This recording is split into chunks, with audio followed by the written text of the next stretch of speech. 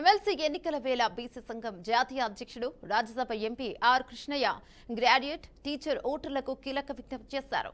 తెలంగాణలో జరుగుతున్న 3 ఎమ్మెల్సీ ఎన్నికల్లో బీజేపీని గెలిపిస్తే రాష్ట్రం స్వర్ణ తెలంగాణ అవుతోందని ఎంపీ ఆర్ కృష్ణయ్య చెప్పుకొచ్చారు.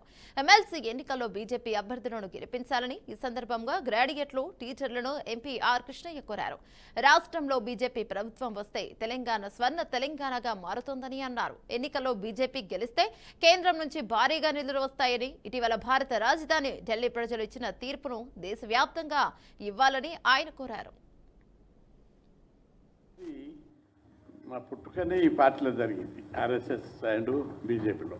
1975 నుంచి 80 వరకు ఆ రోజుల్లో వెంకయ్య నాయుడు, ఇంద్రసేనారెడ్డి సోదరుడు, ఇంకా చాలామంది అప్పటి తరం నాయకులందరితోటి కలిసి ఉద్యమాలు చేసినాం. భారతీయ జనతా పార్టీ పిలిచి నా బీసీ ఉద్యమాన్ని గౌరవించారు వాళ్ళు. నన్ను, నాతో పాటు బీసీల యొక్క అభివృద్ధిని చిత్తశుద్ధితోటి, అంకితభావంతో గ్రహించి నిజమైన బీజేపీ ఎప్పుడూ అభినందిస్తుంది, ప్రోత్సహిస్తుంది.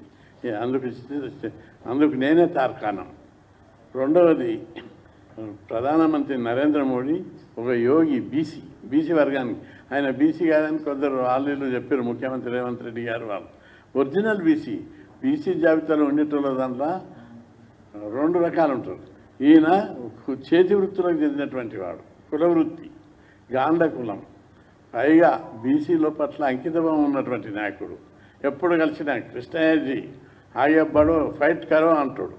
అంత అంకితభావం ఉన్నటువంటి వ్యవస్థ లోపల హక్కుల కోసం మీరు పోరాడండి, నా మద్దతు ఎప్పుడు ఉంటుందని వెన్నుదట్టి రేపెట్టటువంటి గొప్ప నాయకుడు మోడీ. ప్రపంచంలోనే మోడీది ఈరోజు భారతదేశం యొక్క గుర్తింపు ఎప్పుడు వచ్చింది? మోడీ ప్రధాని అయిన తర్వాత భారతదేశం అగ్రదేశం వైపు పరిగెడుతున్నది.